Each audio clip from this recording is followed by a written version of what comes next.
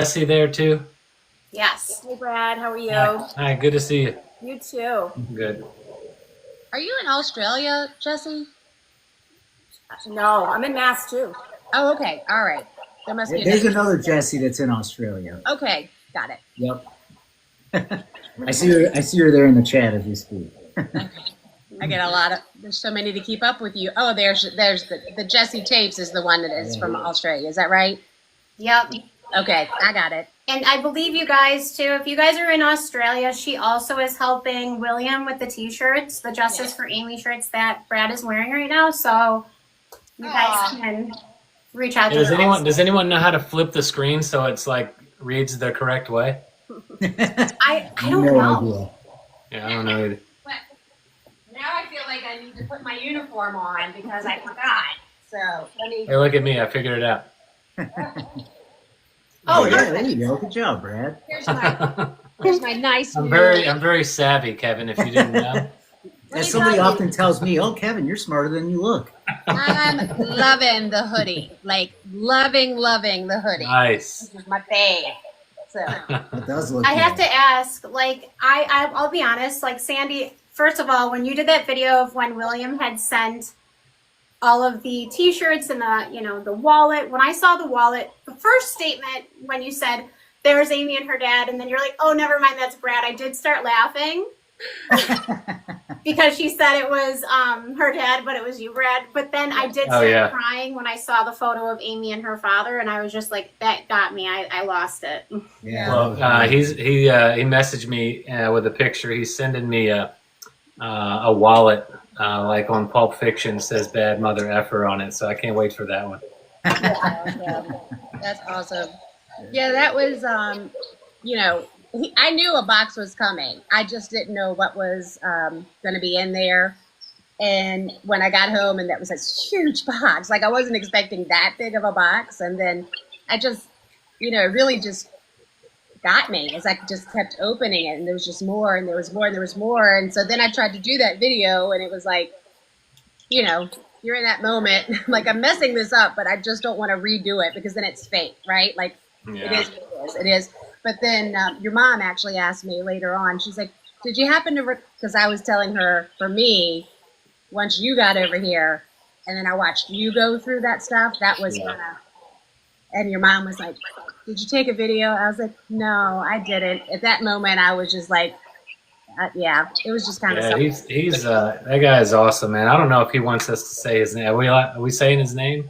I don't say anybody's name. Yeah, so he goes by William Junebug on TikTok, but that's for, I guess, privacy purposes. But he is awesome. He's dedicated so much time and energy and resources, and it still amazes me, complete strangers, like all of you, except for Sandy, that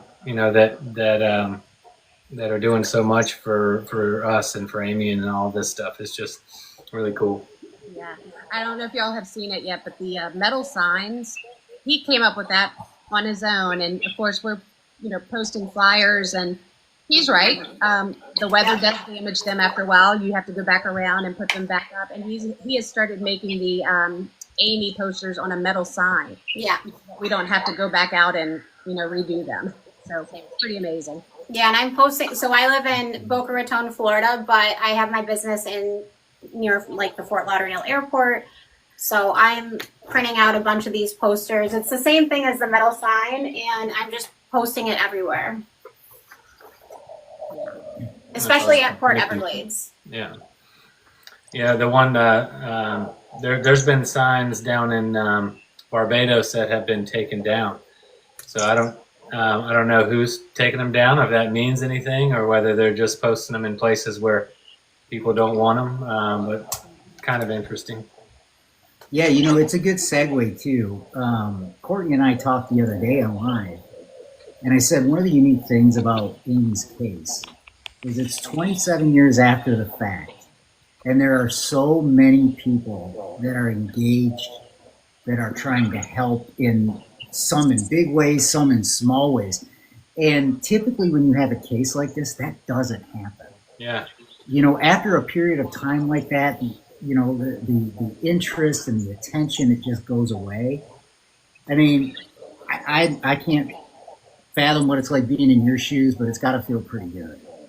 Yeah, I mean, it's definitely not, you know, not expected this to happen after the show. I mean, we've done so many shows over the years, and you know, not a whole lot comes from it. But, what this series did, you know, still now really, we're 3 months out, and we haven't we haven't had this experience before, so it's definitely been really really awesome. I don't know how to put it into better words, really, but it's really, Yeah. I wanted to ask Brad and Sandy, at what point did you guys have the opportunity to get offered, or did you guys, at what point or what year did you guys say, like, okay, like, let's get on like some bigger platform? How did that come about? What do you mean as far as social media? Like Netflix goes. Like, how did that all take place? I mean, how it came about is we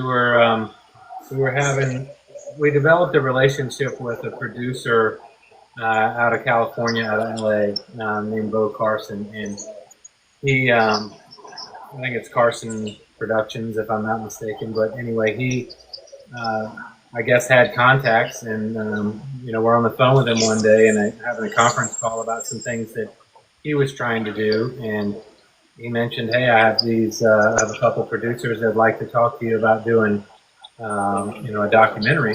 And we said, "Yeah, sure." So he got us on the call with him, and that's where it started. It wasn't something we actually sought out to do. We were kind of doing some, you know, kind of behind the scenes stuff with this other guy, and it just kind of presented itself to us, so we took the opportunity. Can I ask a question real quick? Do y'all hear that echo? Yeah, what is that? I don't Yeah, I know. do. Yep. I hear it. I don't know what it is either. Yeah, I don't either. But I was just thinking, okay, just checking. I don't know. Yeah, We had what is people that? asking about it too, and I'm like, I have no clue what it is. Yeah, that's Sorry. weird. I haven't experienced that yet. Yeah. Okay. Well, All right, All right. so I guess, Right, should we Courtney. start, you guys? Because there's so much that has been going on. Oh my God. Yeah, go ahead. You can lead off. Okay, so definitely that wind tunnel is still in there. yeah, that's so weird. Okay, so can you guys, like, what would you like to share with everybody that's so curious about everything that has been reported? I know Grind had talked about it, Sandy, you all have made comments about it, but where are you guys at? And have you made any other like public statements? Have People Magazine or, you know, the Hollywood Reporter, have they reached out to you? Have you guys talked to them? Yeah, my mom spoke with Sarah Jones with People yesterday, and they made some changes. Yeah, I don't know, Sandy, you might know this. You know, did they come out with an article that kind of echoed the Hollywood Reporter, Absolutely. and then Yeah. they came back out and corrected it after they spoke to my mom? I actually, go ahead, Sandy.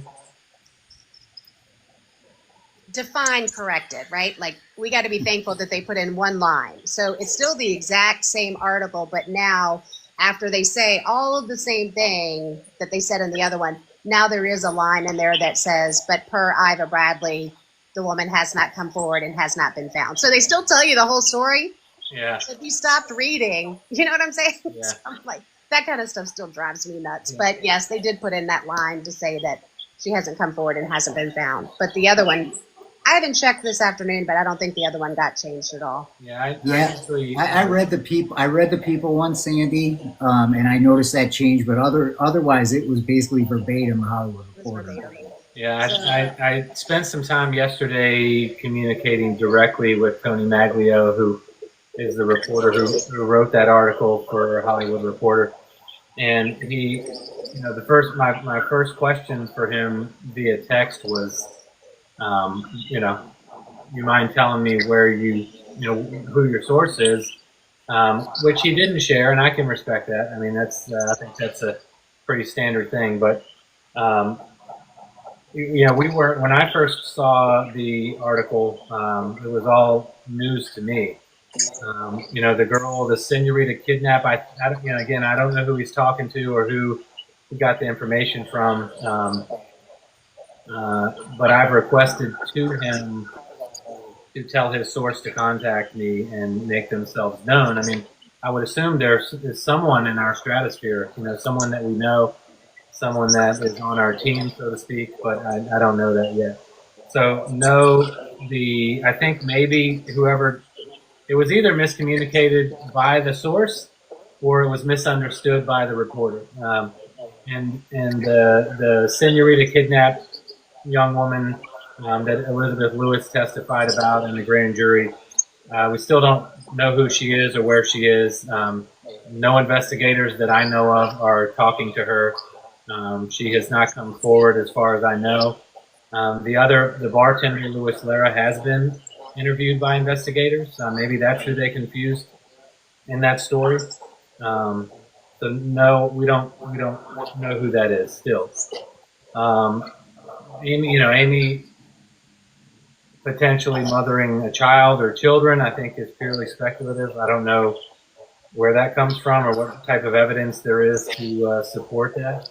So that I don't have any clue about either. And the IP information part of it, is something that I don't really want to talk about too much, but that wasn't false. So I'll leave that there.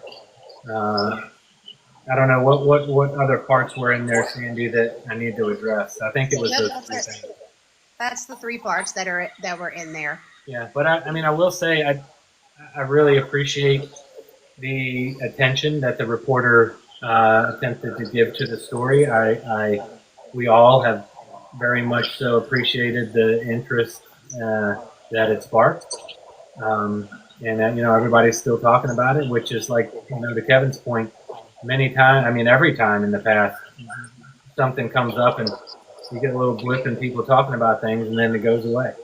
So I'm never gonna not be appreciative of people talking about the story, whether, it's been a little bit painful to have to answer those questions 100 times since the article came out, but I'm happy to do it and set the record straight. And I don't think Tony, in my opinion, I know others might have other opinions, but I don't think he intentionally misreported. Maybe he was given bad information. I think he was, trying to be helpful and I appreciate it. But as far as those three major leads, one of them may be something, but the other two I have no idea about. Yeah, and I think a lot of people jumped on it when it came out the other day. I refrained, and I think it's always a good cautionary lesson for everybody. Yep. Just be very, very cautious about the sources you're relying on. The Hollywood Reporter, I'm sure they have some good journalism, but in general, it's a tabloid, and you have to remember that. Because it can be easy to go down the rabbit hole with information that gets printed and think you're seeing good, valid information, when in reality, to your point, Brad, like the issue of Amy having a child, it's speculative. Yeah. So you just got to be very cautious with it. The article got me. I can imagine other people. I read the thing and I'm like, holy shit, we found her like that. No one's told me yet. So, so I get why people jump on it, and I appreciate people wanting to jump all over it. It kind of goes back to the point of, how much people care about the story and about Amy and about us, and it's it's really heartening. But yeah, it's not going to be. I don't think it's going to be the last time something like that happens. But I'm happy if people are talking about it, and I think we all are. So yeah, have at it. But we got to make sure that unfortunately, to be fair to Tony, he did reach out. I don't know how he got the guy's number that he got that is a close family friend of ours.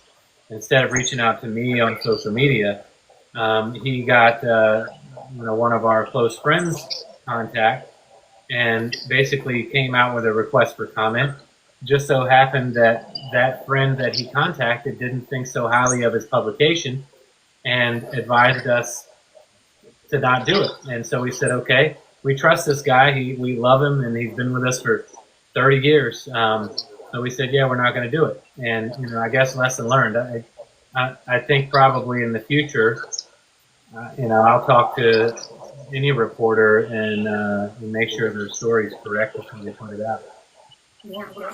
I'll be honest, you guys, like my brain works so strange. And when I first heard this, of course, I messaged the private investigator and I was like, yo, and he was like, yeah, no. And then I immediately went to this dirtbag right here. And I'm like, this is how my brain works. I'm a hairdresser. It's part of the drama in my career. I'm like, oh, heck no. This has to be some type of, distraction from this guy, because have we heard a public statement from Kirk Detweiler, the cruise director? It was kind of coincidentally timed, I guess I would say. But, And has he made a public statement? Like, what's the deal? No.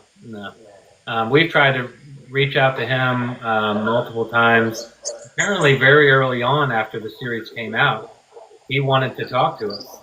And so we reached back out to him, and then the guy's been a ghost ever since. And we've tried to contact him multiple times in multiple different ways. And I guess he doesn't want to talk to us. But no, since I put that stuff up on X, there's been no word from him or anybody representing him. Let's just say he might be receiving a letter of some sort in the mail not too long from now. Yeah, and I think that's a good transition, because obviously that's another bit of information just in the course of the last week that you found out. How did you guys, how did that information materialize? Because to me it begs so many questions. Yeah, so you guys all know who Chris Fenwick is, I suppose? Yeah.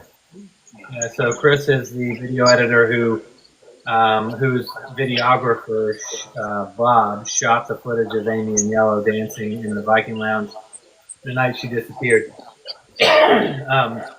Chris had found some information or some pictures of Steve, and he did an interview a couple months back with Katie Beck on a podcast here at Channel 6 in Richmond called Untold, where he tells his whole story.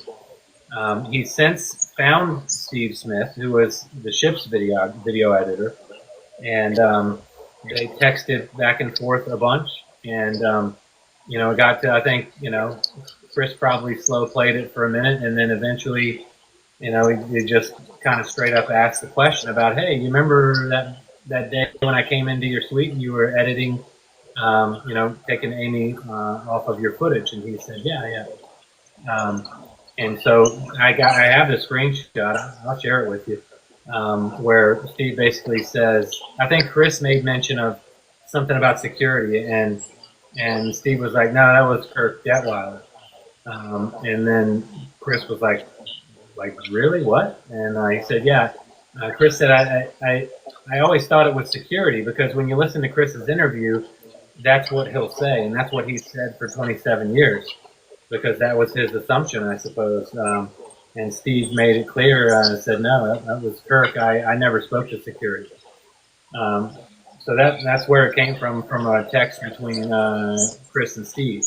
Now, we went ahead and had Chris ask Steve if he'd be willing to sign an affidavit or make a statement to what he was saying.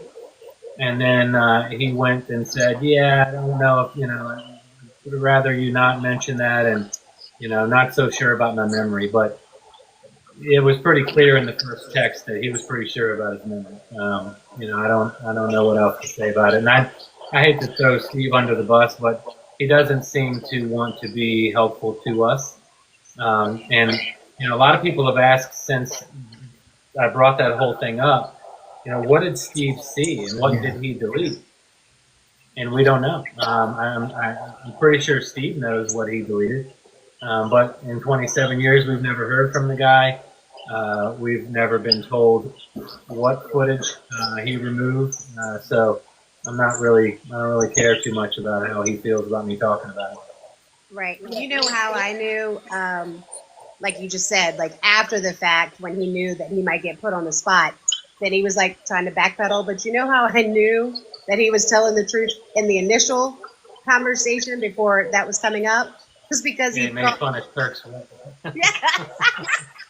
Yeah. And I have the screenshot, but I don't know how to put that crap up. But he's talking about Kirk. He's trying to tell Steve who it was. He's like, Kirk. And he's like, yeah, he's put on a lot of weight. Like, he knew exactly who we were talking about from back then, like in the documentary. So he's like, no, Kirk. Yeah, he's put on a lot of weight now. So he knew exactly who he was talking about. He knew. Yeah, he knows for sure. And then when we brought it up about signing a statement, he's like, yeah, I don't know. I don't know about my memory. I'd rather you not put that out there. So I put it out there. When I determined he wasn't going to be helpful to us, you know, let everybody else know. That kind of leads me into my next question. So I know this is tough because I can't even remember what I did yesterday. And that's why I get so angry with other creators, how they like nickel and dime every single question because, again, can't remember what I did yesterday. So you guys, 28 years ago, your sister is missing, your parents are frantic, everybody's frantic. Did you guys ever at one point say, well, do you guys have footage or tapes or like some type of security? Like, talk to me about that. Yeah, we did. We asked to review any footage that they had, and we were told that they had none. Now we know that there are cameras in the casino, and we know that there are cameras on the pool deck. There was a guy by the name of Captain Jay Disler, who unfortunately has since passed, and I don't know when. But he went on board that ship back in the day. I could find you all the dates later. And he was from the Admiralty Bureau, which I think is a maritime investigation type thing. And he went on there and he did a lot of looking around. He befriended a lot of staff. He told us they definitely had cameras recording footage on the pool deck and in the casino. And he actually told us that whoever was manning the cameras invited him over to watch them zoom in on women's chests and crotches sitting around the pool deck while he was on the boat. So, they don't have, and my mom's got a lot more detail there. People think I know a lot. My mom, if she was able to handle, doing these interviews without getting so upset, she could spill a lot of beans. But so Captain Disler gave us a bunch of information, and I would find it hard to believe that they don't have footage of us or Amy and Yellow on the pool deck, since we know the cameras were there. And we're talking about back then. This isn't recent where there's more cameras everywhere. This was way back when this, shortly after all this happened. But yeah, they told us they didn't have any. We asked them, hey, what about the cameras that point down both sides of the ship, so as to capture if someone goes overboard? Sorry, those cameras are just monitoring. So I guess if the person monitoring the camera takes a bathroom break or sneezes for half a second, they missed something, really, really important. So, we don't tend to believe that there was no footage at the time. We were frustrated by it, but, until we learned a lot of things later, we actually, unfortunately, trusted what we were being told. We asked all that, yeah. Sorry, Brad. When you guys were looking for your sister and your parents were asking them for these tapes, what time did you guys ask to see if they had security footage? Was it like in the morning or later in the afternoon? I think, I hope hopefully Mom will chime in with a text across the top of the screen. I think, from what I remember, that conversation, we were in our cabin after they had told us to go back and wait. And I think, I want to say, and forgive me, I might misspeak, because I don't know this, but I think it was when the captain came back to our room with security, and they were telling us about the searches that had been done, which we later found out, was untrue. Another thing that Captain Disler told us, he said that ship is so big. I know there's a lot larger ships these days, but His recollection was it would have taken 2 or 3 days to search every place in that ship. So ain't no way that they searched the way that they said they did. And to add to that, Brad, when I was watching the documentary, that one individual who was on the documentary, I don't know if it was the captain. I'm sorry, guys, I can't keep up. There's so much information, but he had said every single crew member, checked the room. Well, if somebody is involved, of course, how is that even verifiable? How is that even, how do you trust that? Yeah, I mean, you don't. It's not only the crew checking their own corners like the fox in the hen house. You have a security team that's employed and trained by the company. And so it's everybody has, the company's best interests in mind, in my opinion. And if a crew member was involved, having them search their own quarters is a ridiculous thing to do. So again, I'll go back to my opinion all along was they weren't trying to help us find Amy. They were trying to limit their liability. 100%. And Kirk, your boy, he, like I've said 100 times, 1,000 times, his attitude and how he came across on that documentary was exactly what we faced that day. And in the days after her disappearance, there was nothing more than what you saw. And I think, sorry, Brad. Can I jump in real quick? Patty is here. I don't know if she's jumping on or not, but do we have a moderator? We have two moderators. Let's see what's going on. Yeah. You got, I think that person's gone. Okay. All right. All right. Cotty is invited. I hope she can pop on. Sorry, Cotty. I don't know what was happening.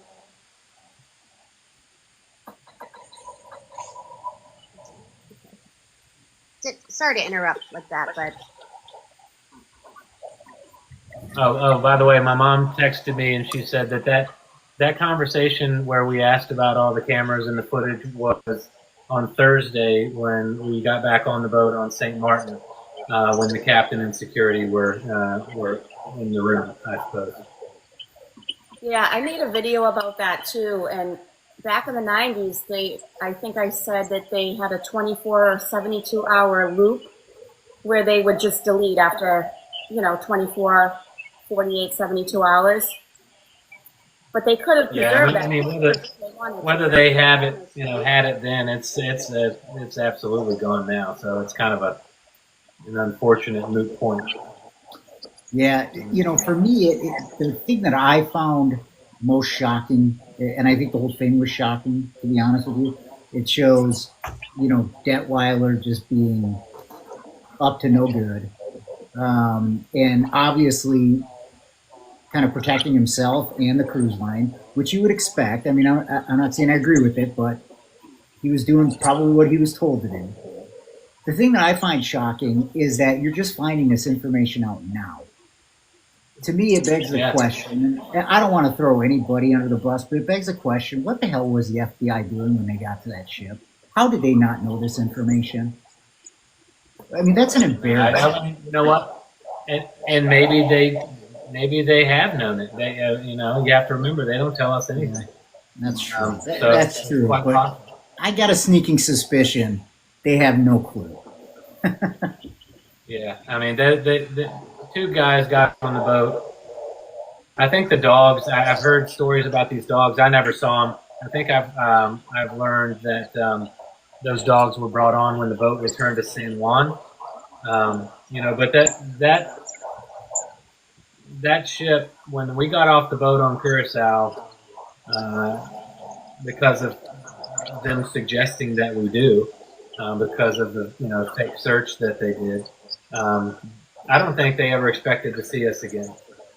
They got us off the boat. I think they thought that was it, and the looks on their faces when we showed back up a couple of days, that Thursday morning in St. Thomas, I believe, or St. Martin, I think it was.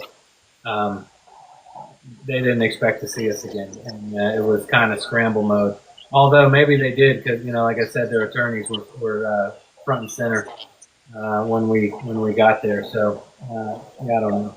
Any word from that Puerto Rico, that investigator woman that claimed they brought the dogs on the ship with the FBI?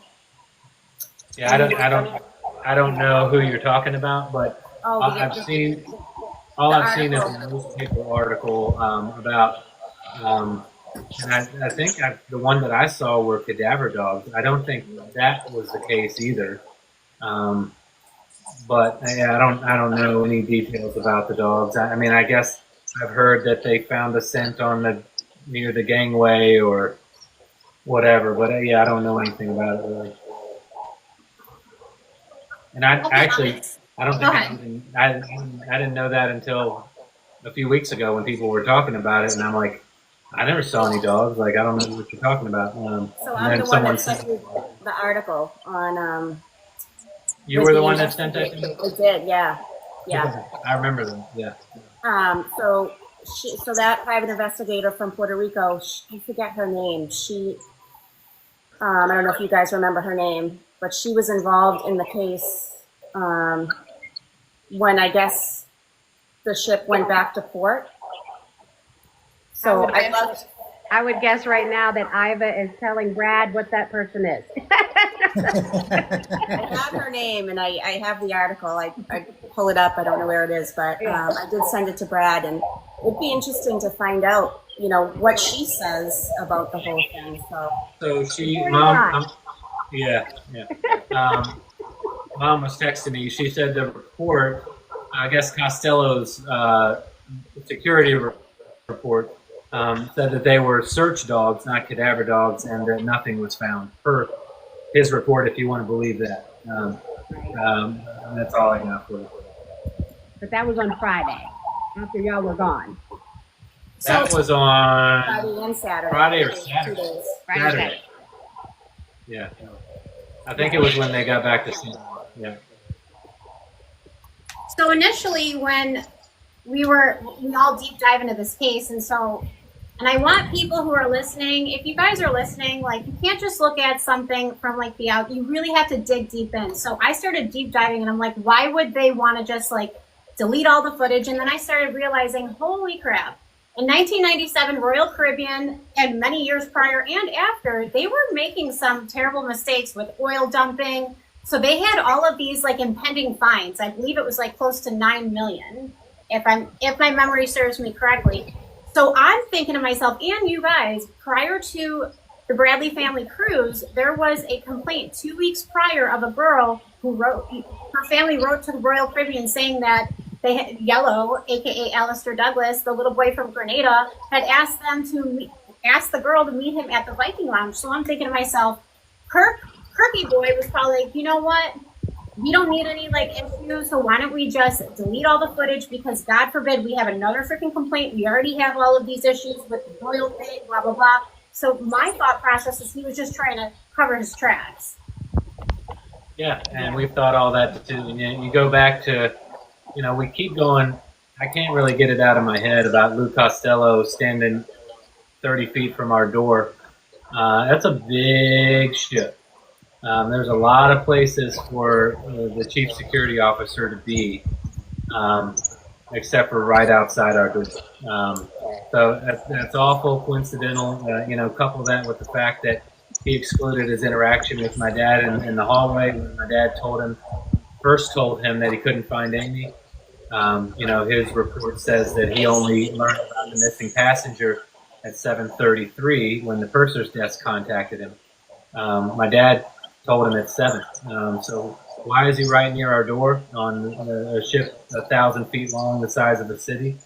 Why did he exclude that interaction, with my dad? So there's a lot of funny stuff. And yeah, Yellow had several complaints. There were warnings about him online. Stay away from this guy. The girls you mentioned, not only did he ask them to meet them, he asked them to meet them at 6 o'clock in the morning. Yep. Okay. Can I interrupt real quick? Can I? Yeah. So think about that though. That's one of the main points that I like stay focused on, is that if Lori and Crystal or even Elizabeth weren't known, right? And you all came home and you found out later on about these stories of Yellow, you could have easily been the public would have easily said, "Oh, you're just making that up now because you read those stories." Lori and Crystal came forward well before any of those things were known. Elizabeth came forward way before anything was even known about those other statements. So their stories were already on record before anyone knew that there were other posts online about him doing the exact same thing. That is where you should stay focused. Yeah, and I think old Yellow's probably kicking back, getting pretty comfortable because we haven't been talking about him and his buddy Oscar lately. But, if you're watching Yellow, we haven't forgot about him. Yeah. So it's really funny that you mentioned, those previous complaints, because one of the things that happens in a lot of crime is there's patterns, right? If it's a killer, there's patterns. If it's somebody who's killed multiple people, it's patterns. If they Unalived. oh yeah, sorry. If there's an SA, there's usually patterns. So I think that's something that people tend not to realize with Yellow in this case, is there seems to be a pattern. And, for his apologists, and I know there are many, you really just need to bury your head in the sand at this point. He had a consistent, by all accounts, method to his madness, and you can't hide from that. Yep. Mm-hmm. And he certainly hasn't done anything else productive in life, like And he's not helped himself since then. Yep. Grind has arrived on the scene. I see we have Grind here now. What's up, Grind? What's going on with Cotty? I've seen her square up here with her microphone off. You there, Cotty? I'm here, guys. I was a little bit late. I didn't want to interrupt anybody. How's everyone doing?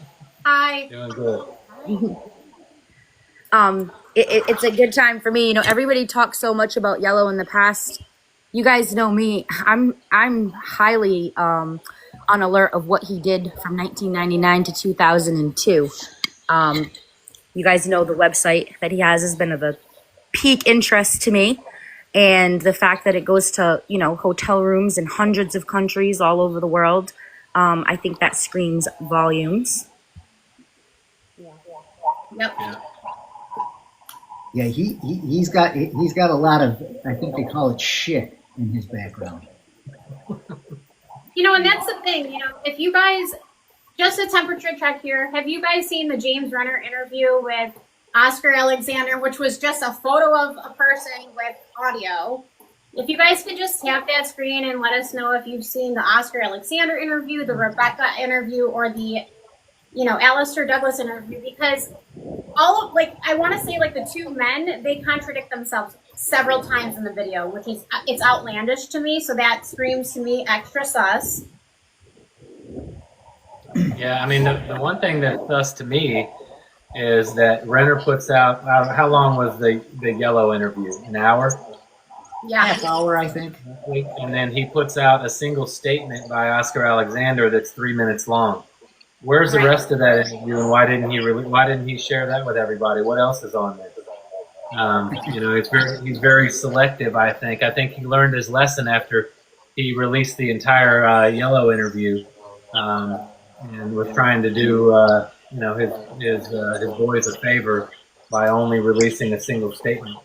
And a lot of people have been talking recently about the fact that both of those guys, instead of just simply sticking to the company line and like Kirk and saying, "No, she jumped or she fell," both of them allude to a crime being committed, and because they know a crime was committed, number one.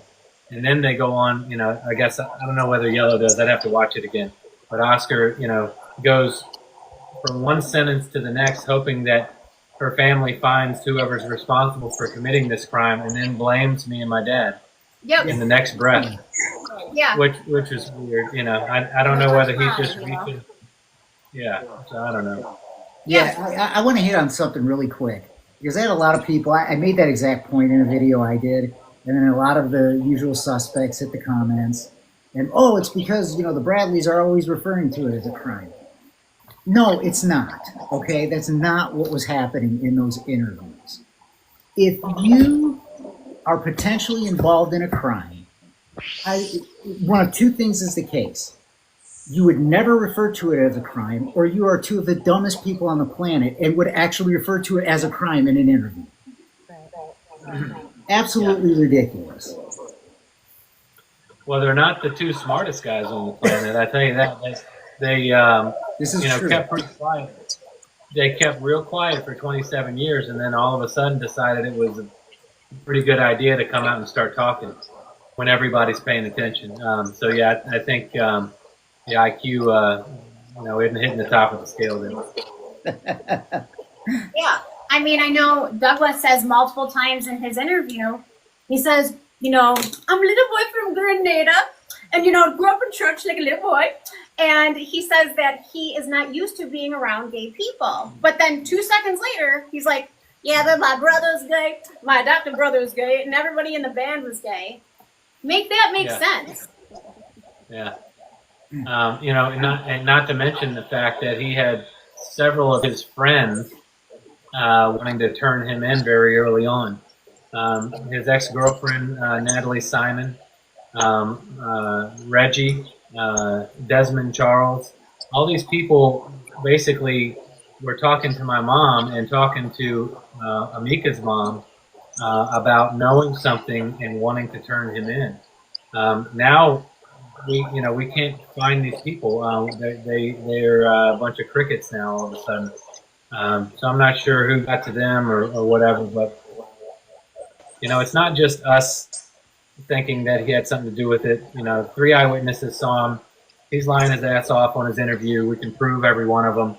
Oscar's lying his ass off. We can prove every one of them. His daughter thinks he's guilty. His ex-wife thinks he's guilty. His friends told us that he was involved and that they wanted to turn him in.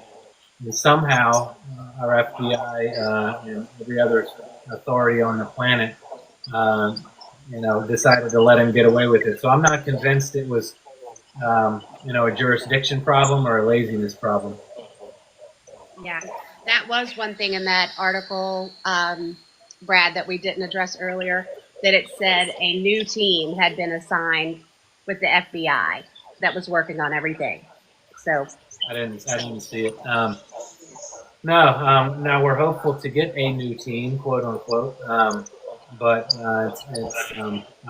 I'll leave it at that for the time being. But there's a lot of things in the works. There's some very big letters from some very big people going out to a number of other big people, and we're in the process of developing a new team and some new things, and so there's some things in the works that I don't want to step on toes or ruffle any feathers by speaking out of turn on it, but stay tuned on all that because there's some stuff that is getting ready to break, and I'd appreciate it maybe if everybody maybe only believes what they hear from what I post and not some random article online. Yeah, just so y'all know, that's how that process rolls through our team. So yes, all of us may be talking, back and forth in text and everything. We wait it for Brad. Once Brad posts on X, he'll send it to us and say go. And then that's when the rest of it goes. So if you're looking for something or have a question or think about it, go check X, because if he hasn't put it out, we probably haven't put it out. So check there first. That's always your first line of defense of whether or not something is actually true or not. If he hasn't spoken on it, it's probably not true. Yeah, and I apologize to everybody on TikTok. I still suck at it, and it's much. And maybe I talk about other people's laziness. It's maybe that's a little bit of my own, where it's super easy to put information and videos and interviews and all kinds of things up on X, and really the only way that I've figured out how to do it on TikTok is either text on the screen like I did about tonight's live, or do a video that, and it seems kind of counterintuitive or contradictory that I'm okay doing all these interviews, yet I'm still uncomfortable posting videos of myself on TikTok. I don't know how to explain it, but maybe I'll get better at that. We gotcha. And It takes time. yeah, people keep asking. I keep seeing it. Yes, this is the red sweatshirt. It's wonderful. It's soft. It's cuddly, and I love it. And it's that time of year. Yes, my neighbors think yeah. I don't have any other clothes now because they've seen me in this sweatshirt 5 days this week. But hey, I look good in red. So You hey, washed it though, right? nope. Oh, I just throw it on whatever I got on. It goes right on over top. So it ain't getting me. It's a uniform. Love it. Yeah. you know, I wanted to ask you something, and really this is for both of you. You know, one of the things that I've shared on some of my videos is, you know, and I think all of us, you know, who are creators have kind of, you know, learned is that, you know, we get a lot of questions, right? Well, hey, is there anything happening? Is this happening? Is that happening? And we really just are trying to be respectful of you all, right?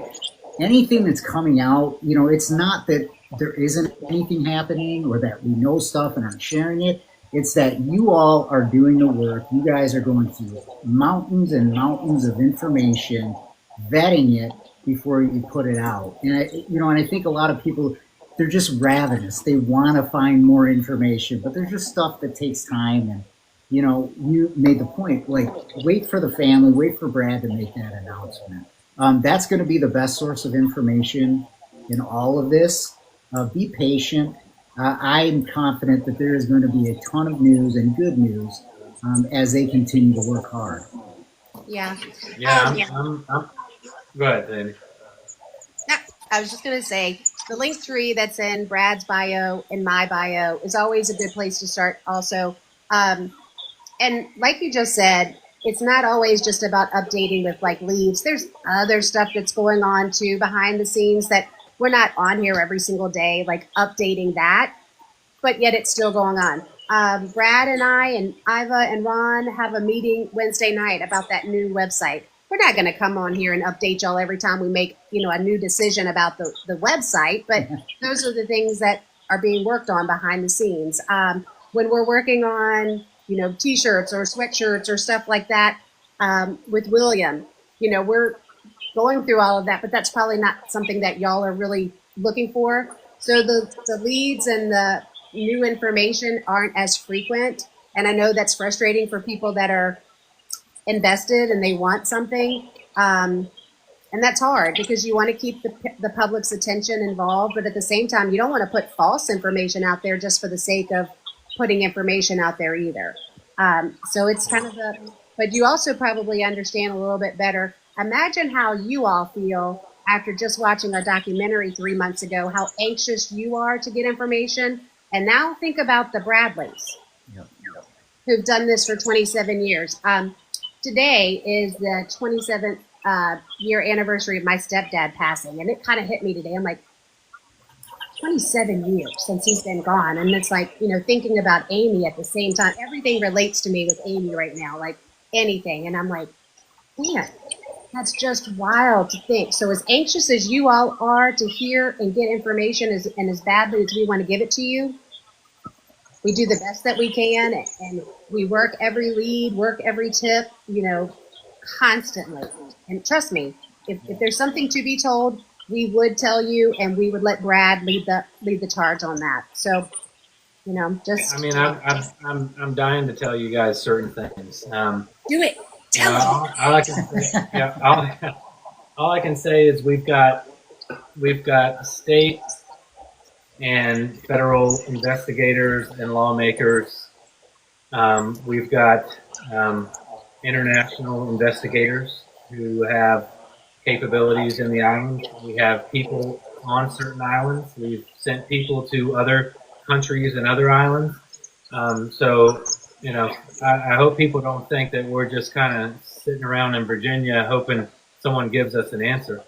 There's a lot of different moving parts. The people we have in Barbados currently are awesome, fearless, doing Yes. some things that I'm like, yeah, Unbelievable. all right, yeah. So When I got those messages, I was like, I yeah, saw I saw one of them yeah, yesterday, and I was like, "What?" yeah. So there's a lot happening, and I really wish I could just tell you guys all about it. I think it would drum up a huge amount of discussion and interest, but I just can't. Um, we're kind of in a difficult spot where we want to maintain attention and interest and have everybody talking about it, but we also can't talk about everything right. for obvious reasons. So, there's I'll be the first one that breaks, any updates when I'm allowed to, or when we all determine that it's a reasonable time to do it. Can I ask a question? Yeah. Go ahead, Patty. What were you gonna say? Just real quick, someone in the comments had said, can you guys just tell us if we're helping or not? And I think that would be really good for the people to hear from you guys. Yeah, 100%. We wouldn't have all this without what's happened, without all the people online, all the social media, the Facebook, the TikTok, X, Instagram. I mean, there's so much help that's come our way. Like I've said on many other interviews, like so many things that we never thought of. Like somehow people bring us this information, or like, hey, have you done this? And we're like, no, we didn't think of that. So it's hugely helpful. I can't tell you how much help everybody. Well, not everybody online, but the helpful people online have been. It is. I mean, it's we couldn't be doing this without it. We wouldn't have the opportunity to do this without it. Right. And I'd have to, I'm speaking like I'm a Bradley. I'm not. I'm just saying from the You are. outside looking in, it's like, You're I honorary. there you go. But I just feel the love from so many people. I mean, we might not know how to do these lives real well or anything, and we have to rely on other people, but we do know how to block people. So once we started blocking people, and we were just letting other people in that were supportive and loving on that family, I just can't imagine if there were 100 of us before that wrapped their arms around the Bradleys every time we could. Now there's thousands. Now there's hundreds of thousands of people on a daily basis that are coming and checking in on this family and sending well wishes and prayers. And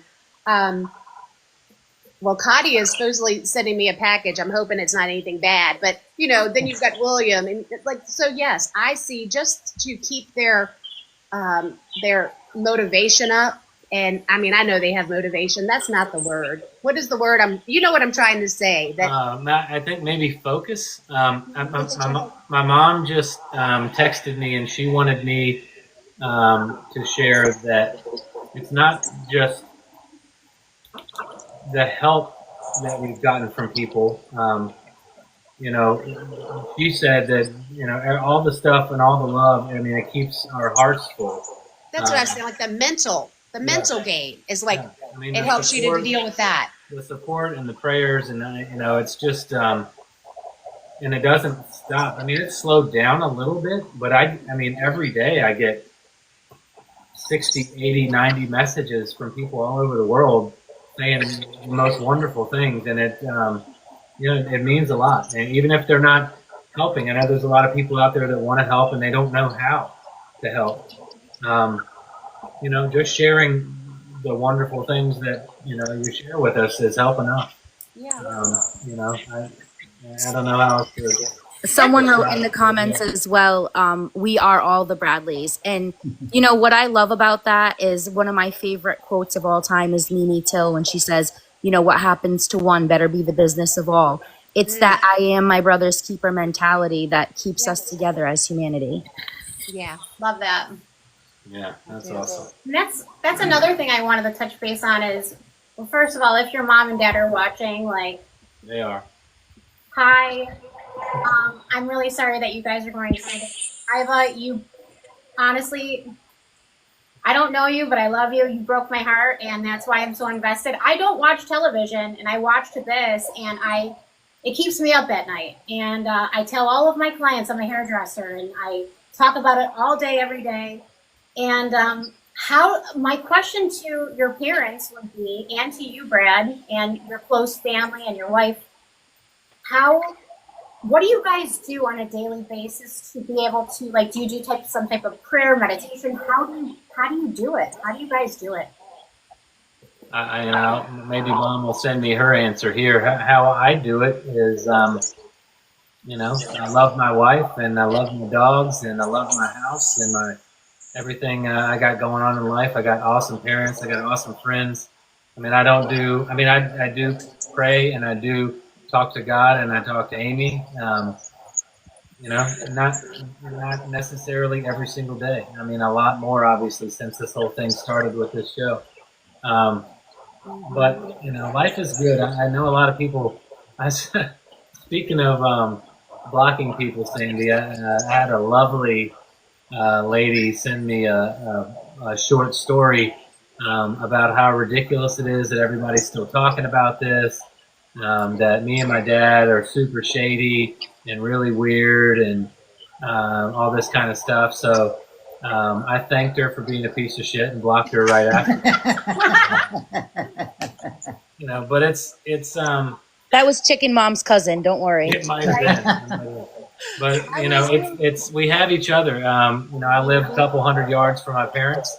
My dad walked over tonight because Mom fixed a big pot of stew or soup for us, and she's always cooking something and inviting us over, and we'll go over there and hang out and have a drink on the veranda. They'll come over here. We were just out of town. They came in and watched our dogs for us, and we get through it with each other. We all have our own individual relationships with God. We're not church-going people, never have been. Yeah, Sandy holds it down for us. And maybe we should be. My mom's actually asked me to find out which church that my boss goes to, and Sandy, you might just want to bring her with you. Hey, let's do it. Yeah. Let us do it. But I can tell you, you know what? Sometimes it feels good to fight, and I don't mean that in a bad way, but sometimes you want to ignore people. And Iva told us the other, I don't know, it was like 3 weeks ago. She said, "Those negative people they're dead to us from now on." And when she gave us that permission to walk away and not try to fight that stuff anymore, it really did help my mental state, because I'm like, you're right. Why am I giving that any energy? And it did help me. But like today, I was fighting with people on the People magazine on the Facebook post. I'm all in there. If you go check that out, I'm all in there fighting people today. But sometimes it feels good, just to correct people and tell them tell them about themselves. That goes back to the whole thing I did with Renner. I had it up to here at some point, and I know my boy Kevin has very similar thoughts on him. But what makes you say that? The same. Have I said something? Yeah. The same very wise man that we've taken advice from 30 years was the one who decided, hey, he's dead to us. He's not helpful. He doesn't have anything to do with what we're doing. Forget him. And ever since I did, a certain weight has been lifted. Of course, I'd like to go back in there and say something snarky, but I blocked him from everything. So I haven't looked at anything he's said or done, and life's been good. Yeah, it's definitely a better tactic. Yeah, it's going back to your parents, Brad. I've watched them on many shows, right? And I've always just felt like they just struck me as very genuine, nice, good people. And but you want to know what cemented it for me? Is when I heard the rumor that your mom fed James Renner. You've got to have a heart of gold to do that. But at that Yeah. time, they didn't know. I mean, that's just who she is. But Yeah. you know, he was still Yeah, we have the text where he thanked her. you remember how nasty we were to him, and we kicked him out and we set his car on fire and told him to go to hell. He sent us a nice message, my mom a text thanking her for the lovely meal and the Southern hospitality and how wonderful everything was. So that's how that day ended, on all those niceties. And then, come to find out, his narrative was going to be what it was going to be. And, like I said back before, the Netflix contract that we had signed, didn't allow us to collaborate with any other project at the time. And he got butthurt and then, took it out on us. So I just think it's kind of funny. No person since Amy disappeared has ever written a book. And he could have made $1 billion if he had written a real book with all the real facts and all the real questions. I think he's going to get what he deserves.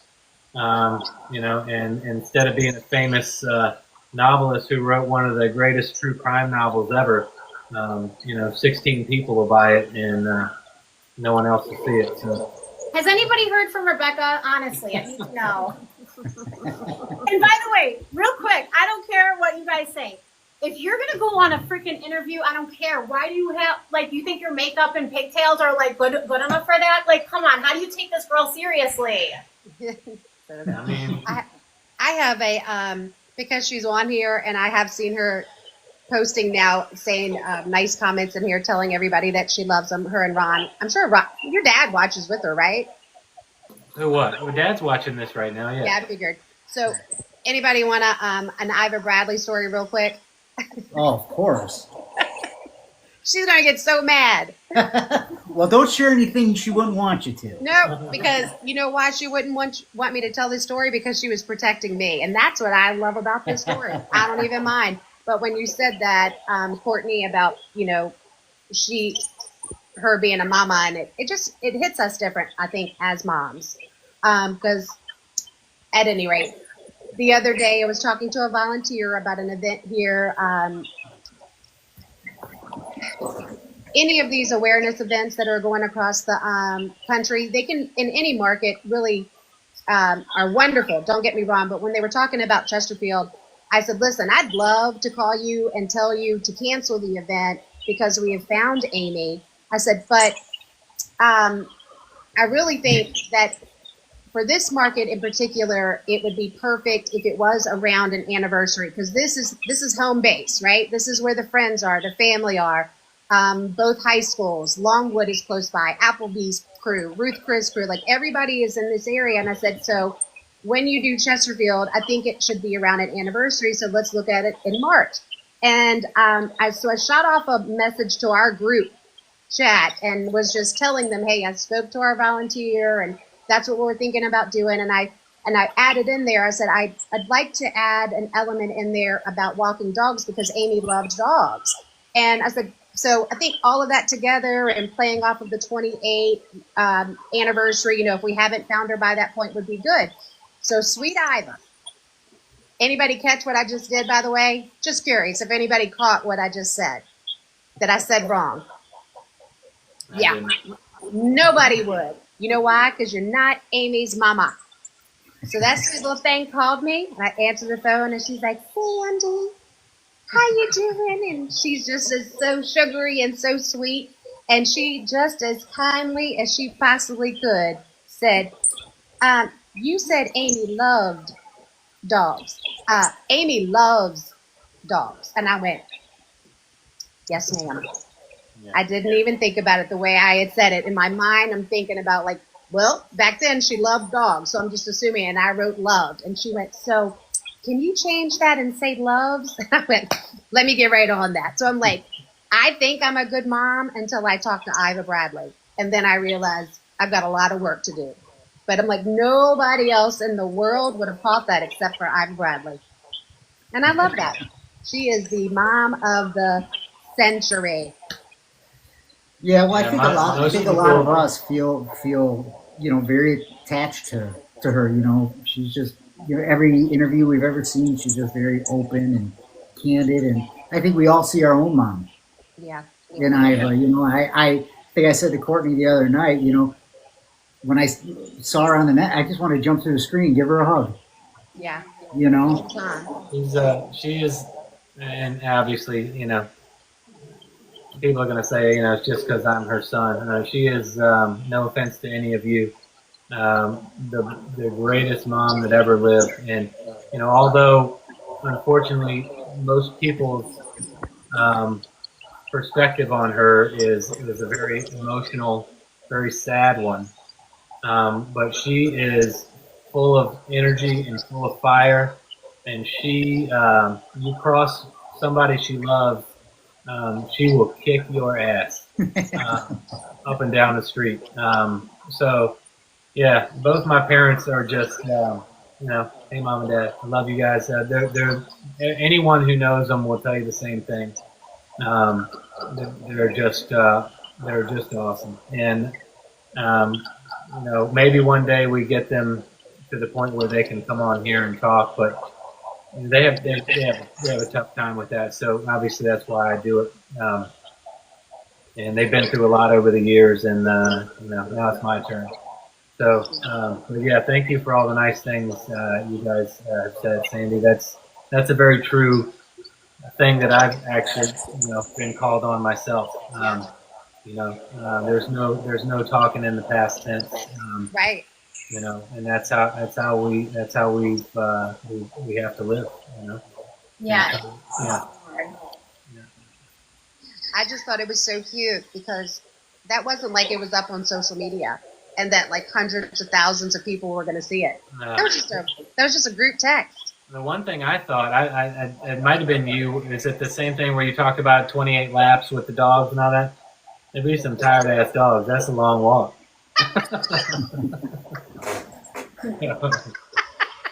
My dogs wouldn't make it. They're little short-nosed Bostons. Maybe I'll bring them for part of it. What would that be? 4 times around is a mile, so it's like 7 miles. Yeah, not too bad.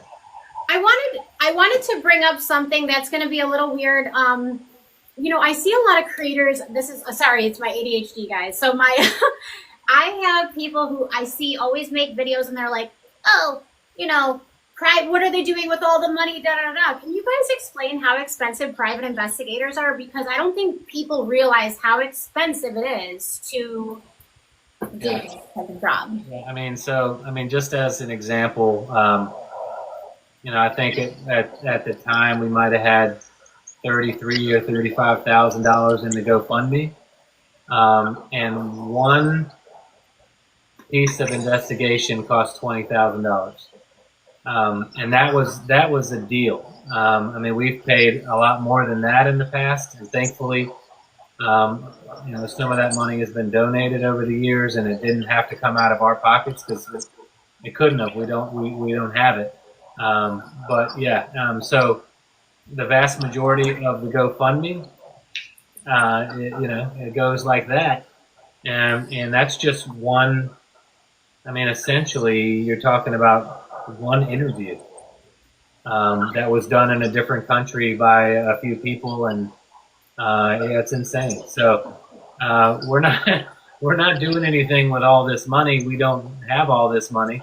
Thank you to everybody. And it goes without saying how thankful and appreciative we are to the money that people have donated, whether it's $100 or $1,000 or $5. It all means a lot. It all means you care and you're trying to help as much as you can help.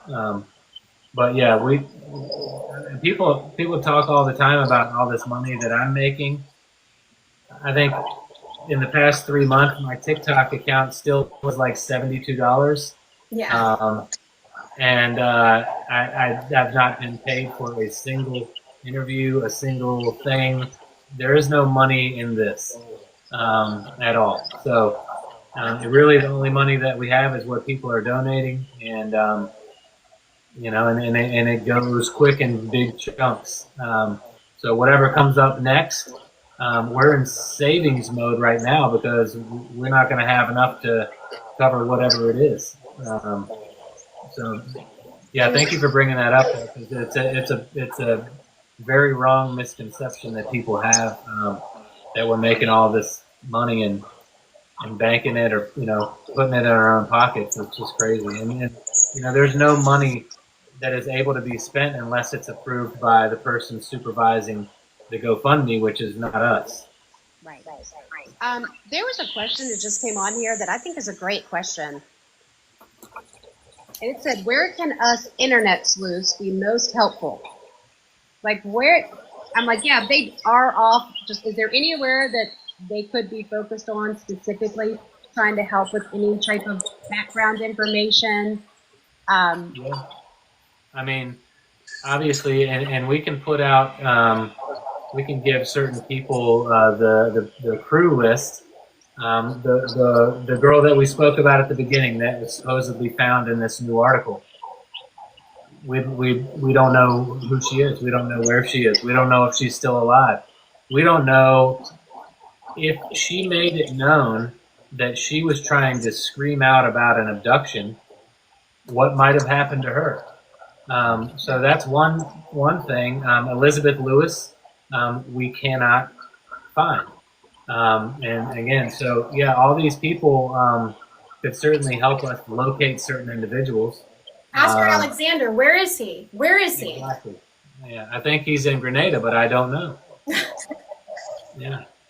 He won't answer calls or investigators or he's locked in. So yeah, I mean, any information that you who was that? Is that an echo? He pops up as a suggested friend on my Facebook every day. Who's that? Oscar Alexander. Yeah, and who was it you that had the other person or friend of Oscar pop up as someone you may know? I mean, probably because just from all the searching I've done in this case, I think they kind of all pop up on my Facebook every day. Yeah. Yeah, so, any information that people have, friends of friends, or a guy who knows a guy, I mean, anything you could do to help us find these people, or where they are, or how to get in touch with them would be huge. Yep. So I thought I was queuing you up, Brad, but you didn't pick up what I was putting down. So let me just say, we would love to get pictures and videos from anybody that was actually on that cruise the week that the Bradleys were on. Obviously, we know that there were no cameras, so there's possibly clues and pictures or videos. So any help in that regard, you can always send that kind of information into the Amy Bradley is missing at gmail.com. Yeah, thank you, Sam. Yeah, we put up a post about that a while back, and probably gets lost in the feed or whatever after everybody's looked at it. They don't look at it anymore. But yeah, we made a big push to have anybody that was on that boat to send us any pictures or videos or contact us with anything as little as it may be that could possibly, lead to something. Yeah,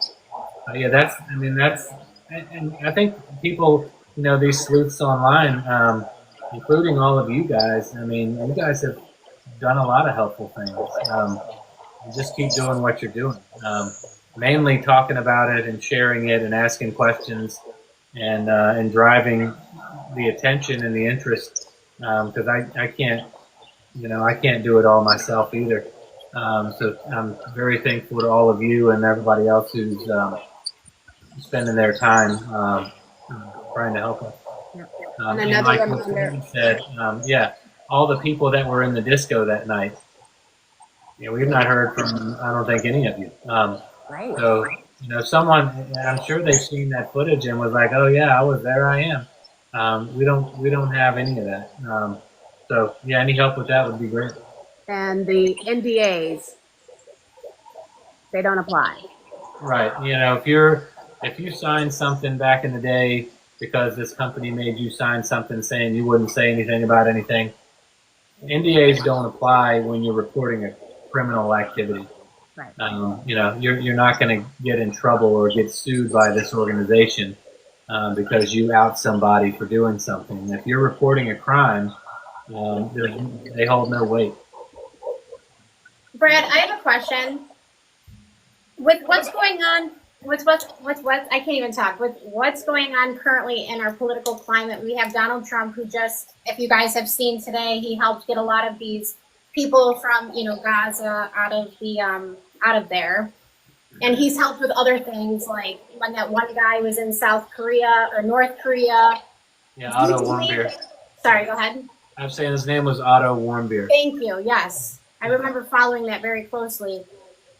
Have you ever been able to be in touch with Trump? And do you believe that if you were to be able to have an opportunity and sit down with him, that he could help you navigate and get Amy home? Yeah. No is the answer to the first part of that. We're working by a bunch of different channels to still try and make that happen. Obviously, he's got a lot going on right now, so he's got bigger fish to fry, so to speak. But, he loves human interest stories. I find him to be a very caring individual, and I think that just as he, my mom was sharing with me some of the footage she saw today of the hostages being returned and reuniting with their families, and how touching that is. I think Trump has a really big heart, despite what a lot of people think, and I do think that he could be instrumental. Not only in the legislative arena and executive order type things in regard to the cruise industry and how things need to change there, but I do think that he would make something happen for sure. Anybody else that can get us in touch, we're trying all the channels that we know how, and we're working our way, chipping away at it, we think. So we're waiting on some calls and some return emails and texts and things like that. But yes is the answer to the second part of your question. I think that some of the things that the volunteers are doing as well to continue to create awareness, like social media is doing a great job, don't get me wrong, but some of the, on the ground type of, those kind of things. You're echoing a little bit, Sandy. You what? You're echoing a little. I don't know why. But some of the Amy awareness events, that allows us to get in touch with like local TV, which then spurs maybe national TV. You never know what's going to happen with that. So there are some events that are coming up over on Facebook. They're called Amy Awareness Events. It's a Facebook page that's just completely dedicated to the events that are happening. There's one in Tampa, there's one in Norfolk, I believe there's one getting ready to happen in Tennessee. I know there was one being talked about at one point about California. So, and if you want to get involved, when people are asking about how they might be able to, help, that is another area that if you want to do something in your community to create awareness about it, we can get you in touch with the right people over at Amy's Army's events. Lord, I don't know. You know what? I'll just message me and I'll make sure I can tell it correctly. Or somebody will put Amy's Army event page. There we go. Woo, Lord, a tongue tied. So that's another one that you can do to help out. And I'm sorry, I didn't mean to interrupt you. Go ahead and finish. Only the one I always say, and I'm never going to stop saying it. And it drives me nuts, people, that we have it. It's not bigger than it is. Take Amy Bradley out of the equation altogether. Just think about your own family and your own friends that go on cruises. Why do we not have the Amy Alert petition way farther than it is? With all of the things that people do to help, whether they are donating to the GoFundMe or buying T-shirts, or, I mean, there's so much that people have done. Like, I don't understand why we do not have more signatures on that petition for Amy Alerts.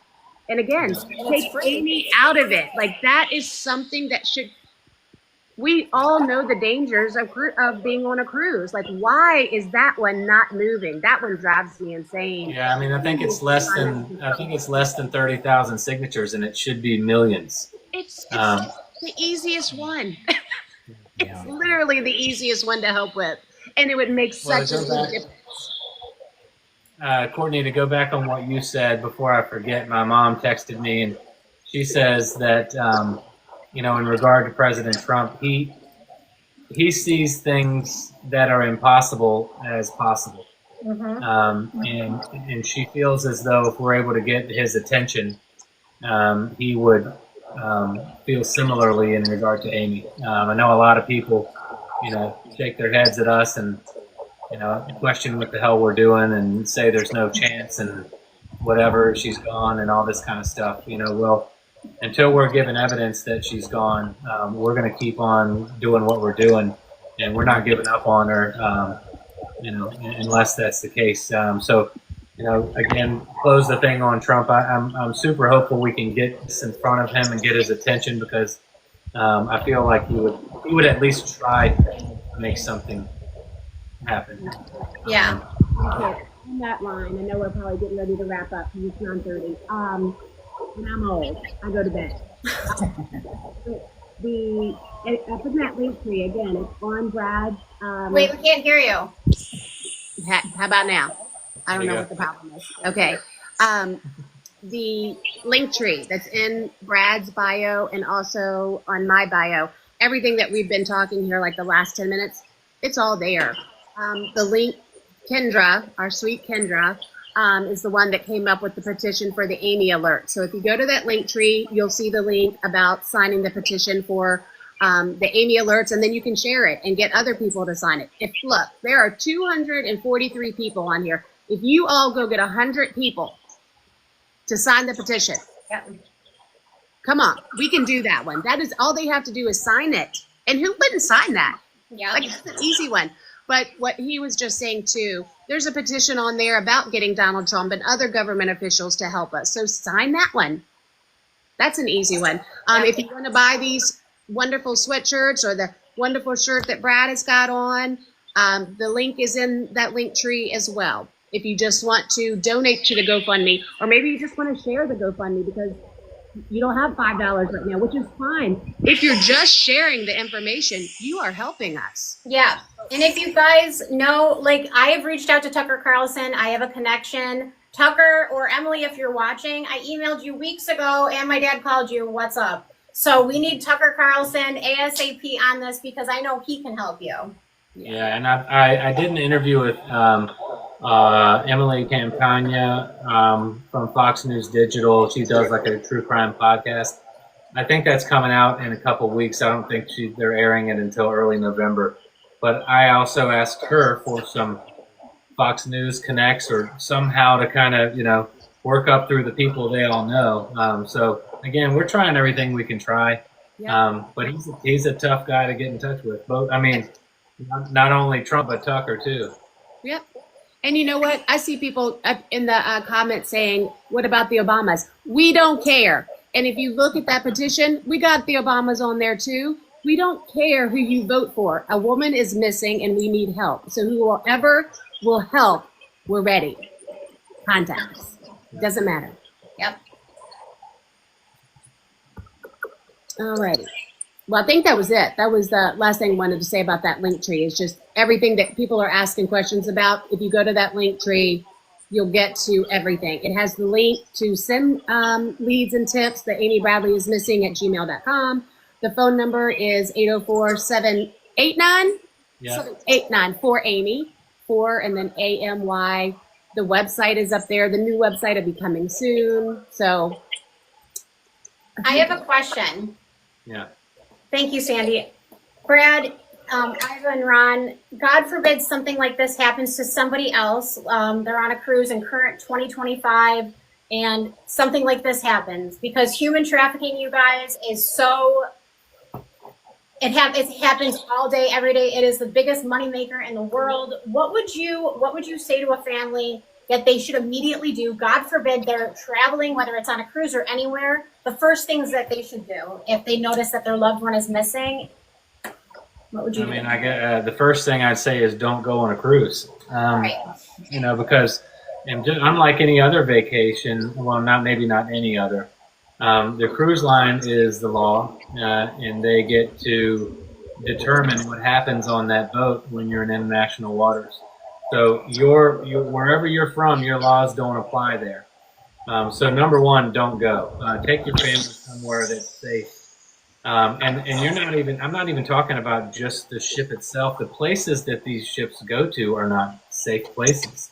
They're trafficking source country. They're drug trafficking. They're sex trafficking. There's all kinds of just crazy badness that people, for whatever reason, believe is just like a conspiracy theory. It's extremely real, and you're taking your sons and your daughters to these, beautiful places with pretty water, and putting them in harm's way. So that's number one, is do not go, because just like we thought, that's what happens to other people. That doesn't happen to me and my family. That's something you just hear about. But yeah, I'd encourage everybody to go on internationalcruisevictims.org to learn about the other hundreds of stories that nobody knows about. But I guess the first thing that I would do is get in touch like we did with your family at home to make sure that the FBI and other authorities are involved.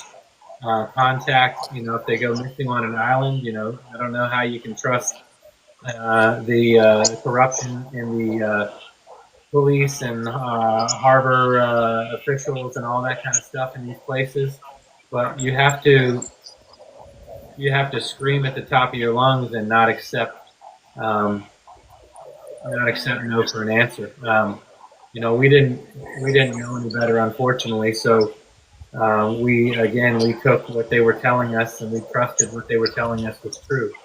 But I think you can safely assume that they're not looking out for you. They're looking out for themselves. So, don't go back to your room if they suggest you go back to your room. You go running around and you look your ass off everywhere you can think to go, and ask questions and demand to see footage. And I don't know. I mean, I feel like we did a lot of it, but we were just stonewalled at every turn, and we weren't offered the help that we should have been. So, And Brad, real quick to piggyback off of what you're saying. I mean, first of all, those Senate hearings, I know there are a lot of pages, but if you read, there were actually two other girls in the same year from Virginia, you're from your area, that both were missing in the Caribbean. It wasn't really the same. It wasn't like a Royal Caribbean cruise or anything like that, but it was similar situations. And that is very odd for, three American women from the same state in 1 year to be missing in the same part of the world. And as well, people don't realize some of these countries, they're actually in a civil war. They're off of our travel list. But Royal Caribbean and other big cruise ships, they own land. So they kind of rope off a little area of a war-ridden country, or a country that's, at really a lot of civil unrest, and it's very unsafe there for their own people. And they bring, a boat full of Americans here, and they're like, oh, but we put up a rope and we've got an agreement with them. Yeah. So that's where that's literally, sometimes that's the resort that you're staying on. If you even were to walk outside of your resort, you're in the middle of a country that's at a civil war. Yeah. I mean, back in 1998, Curacao, not only did they have an oil refinery there, we're coming off of the Gulf War from 1990, was it 91 to 92? So, you have that. Then the country itself, they're dealing with other countries with, drug trafficking. And I don't want to get kicked off TikTok, but you drink that one drink, it starts with the COCE. Yeah, they were trafficking that rug. Yeah. How do you get kicked off TikTok for saying scopolamine? Courtney, you're right though. Look at just in the paper, I shared an article this year. The Curacao port was their own port authority. They were all just arrested for over $50,000 worth of that substance you just said going in and out of their ports, and they're behind it. Yeah. And, everybody knows. You go to Mexico, right? Everybody knows you don't leave the resort. You don't dare go anywhere outside the resort. Well, think of the cruise ship as the resort. And anywhere these places go, yeah, good luck if you go off that boat and get in trouble, because they're going to leave you, number one, if you're not back on the boat. They don't care whether you're safe or not. And it's just people just don't people just unfortunately don't understand. And I'm sorry to the people on these islands. I know you thrive off tourism dollars. But these places and the amount of crime and drugs and sex trafficking, or excuse me, I'm sorry I'm not supposed to say that, but I'm not good at this yet. We're going to train you. Yeah, but there's no, and this is one of the laws that needs to be changed, is that there is no independent authority, no outside police force on these boats. Again, they're employees of a company that are trained by said company. They're not an official law enforcement, and nor do they act like one. So there needs to be some legislation where these cruise companies are forced to hire outside police agencies to police their ships, because the security, and if you look at Stormy's page, and he's listening to this what is it, My Cruise podcast or whatever it's called. There's security guards on there that say that they're basically told to stop solving crimes, to not report them. I think it wasn't until 2010 that these cruise lines weren't even held to report their own crimes to anybody. No, specifically Carnival, the ship security, who would have been basically the Lou Costello for their ship. He was a whistleblower. He was on record saying they told him to do anything in the world, and that was his quote, anything in the world to cover their butts. Yeah, and that's just what they did. Obviously, Lou Costello is the whistleblower, but that's what we need here. Whether it be in regard to who's responsible for what happened to Amy, or what happens on these ships that people don't know about. But I can tell you that post I put up a long time ago with the hashtag refuse to cruise, I think that should be a lot more popular than it is, unfortunately. And I guess people, I don't know, some people don't like me, and that's fine. But I can tell you, I'm only telling you this because I care about your family. And you take your sons and daughters on these boats to these places. There's a lot of predators, not only on those boats, but all over those islands that have their eyes peeled for just what you're bringing. So I have to just keep on pushing that issue. I mean, there's a lot of beautiful places in the United States that I'd much rather would have seen than to go where we went. And I wish other people felt.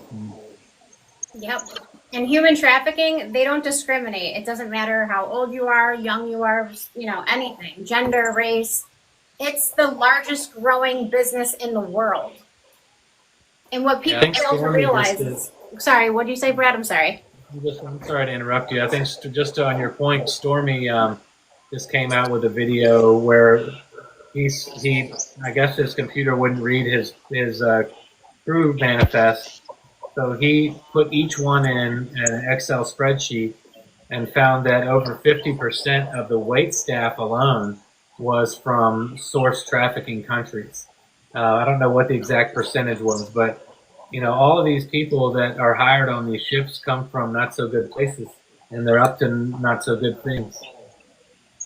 I just invited Stormy up if you wanted to come up for a minute. I know you got to go to bed, Sandy, but I'm like, can we I love Stormy. Yeah, I was like, can we just do a shout out for Stormy? Like, seriously, there were 750 names, and didn't he enter each one of them manually? Yeah. Yeah. That's insane what that dude does. Like, I love him. That's awesome. Stormy, I sent you an invite. Come up. Guys, and real quick, I see Hawaiian in the comments, and I want to address something that she's saying, because she has been an unbelievable contributor to this case as far as sending in paperwork and stuff. I don't know if you guys have ever directly met her, but our team, she sends us stuff all the time, and that's directly, stuff we send directly to you guys. And she's making a point that, it's not just these countries. Guys, this is a huge problem right here in the United States. I mean, we see it on YouTube. Parents, they're sitting in New York City. People walk by and grab children out of parents' hands right on the street. Anytime you go to a place where there's a big population of people, a lot of guests, this is going to happen. And we are on alert. I don't think we're just pointing out other countries here because it doesn't happen here, but we live here. We know. We don't go to New York. We don't go to Boston, California. We don't go to any big places. We keep an eye on our kids when we do. We would never just let our children run loose in these big cities or anything like that. So it's nothing against other countries at all. We are well aware of what happens here. I think the misconception is we think that when we're getting on these boats, we're going to a tropical paradise. We forget that we're still in the real world where real money makes these decisions. So this is not to target any of the Caribbean countries or any of the people there. This is just because it's such a beautiful dream place that we forget. We put our guard down here. Yeah. Who is that that's sending you that info that we need to thank? Oh, that's Hawaiian. She's an amazing investigator. She is from the islands, and she has just been boots on the ground for us the entire time. This Hawaiian Bliss? Yes. Is that it? All right. Thank you, girl. We appreciate you. Thank you. And Cotty, thank you for bringing that up. That is a very fair point. I don't mean to just nitpick these specific islands or whatever. I mean, there's a lot of dangerous places everywhere. But, we just so happen to be talking about cruise ships, and cruise ships don't go to New York and Boston as far as I know. So, I think it's just, I don't know. I feel like it's just kind of my job to let people know, and whether they choose to believe me or take the information, whatever I tell them is fact. I mean, you take it for what you will, but I can tell you all the things we've learned about these places and about the people that are involved, and it's not where you want your family. Yep. So can you guys just go over again really quick, how to contribute to help, Amy Bradley and you and your family, so everyone knows again?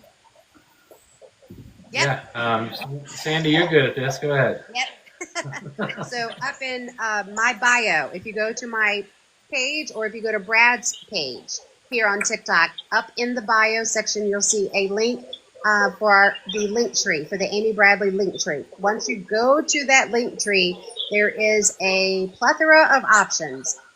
It could be if you want to buy one of these amazing sweatshirts or the t-shirt. Can you stand up, Brad? Can you show the back? Can you do that? So when on the back of that shirt is a QR code, and that QR code takes you to that link tree. So when it's a conversation starter. When Ooh, give it a little shake, Brad. Give it a little shake. But yeah, that QR code takes you to that link tree, which yes, there are t-shirts, and the t-shirt price actually has dropped to $20. And then there are sweatshirts, and then there are hoodies like this. So the Sandy, website. I think it's important that you mention while we're on the shirt and the sweatshirt deal. You look good in the hood, by the way. I know, right? I know, child. I've been saying that. Obviously, the people order them because they want a shirt and they want to support us and support Amy. But the guy who's making these shirts is giving all of the profit to Amy's GoFundMe. He's not in it to make money for himself. So I think that's an important point to make. Yeah, it's amazing. Yep. But that link tree has it has the link to the Amy Alerts petition that you can sign. And thanks to our girl Kendra. The petition for getting government assistance is up there. You can sign that petition. The link, I already said that about the website. The GoFundMe is up there if you want to contribute or share the GoFundMe. We are still actively trying to get that. We've already covered that tonight, but it's not cheap to do the things that we are trying to do for the family to find Amy. So it is necessary, and nobody's taking a vacation with the GoFundMe. And the email to send in any leads and tips. And I'll just say this again, because we do get this a lot. And I don't ever want y'all to think I'm being rude. I know I respond the same way every single time. with thank you, but have you sent this information to the Amy Bradley is missing at gmail.com? And I mean that in the sense that as much as I do love social media, Brad's working during the day, I'm working during the day. And if you're coming across something, and what if it was an amazing tip and you're waiting for us to get it? It is always best to send that information directly to the Amy Bradley is missing at gmail.com or calling that phone number, the 804-789-4Amy. If you send it to us, eventually we'll get it and we can share it, but it would be great if you just send it directly on, because that goes directly to the PI team. And I know it's not on that link tree, but I will just say it again. Any help or assistance in getting pictures and videos from that cruise that week that the Bradleys were on it, please send that to the Amy Bradley is missing at gmail.com as well. Good job. Yeah, and my mom and Y'all should dad. hire me. Y'all should hire me. We have. We just don't pay you. So my mom and dad wanted me to thank each one of you. Sandy, obviously, and Courtney, Kevin, Jess, and I'll call you Cotty still. But, we not only appreciate you guys, but we need all of you guys. And what you're doing is, more helpful than I can tell you. It's more meaningful to us than I can explain to you. So thank you not only from me, but Mom and Dad wanted me to thank you personally from them and let you know how much what you guys do mean to them. Thank you. I love all of you guys. I don't even really know you guys. And Iva, if you're listening, I just want to give you a hug and a kiss. You were just so sweet. And Ron, same thing. My heart goes out to you guys. I think about you guys every single day. It's wild. Yeah, and we're happy to do our little part. Happy help. Yeah, that's awesome. I hope one day we all get to be in a room together. We got to figure something out. You literally just took the words out of my mouth. But I'm like one day we're all going to just be able to get together and do one big group hug and say, we did it. We found her.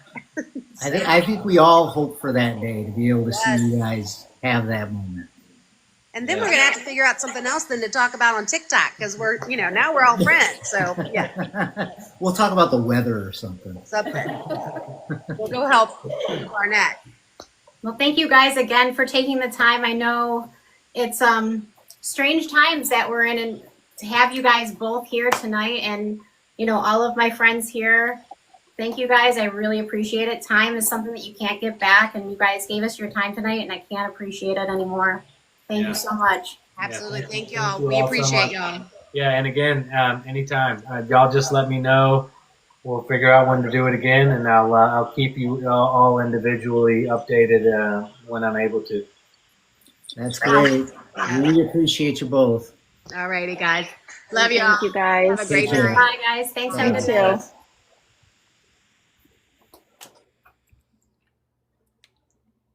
Hey.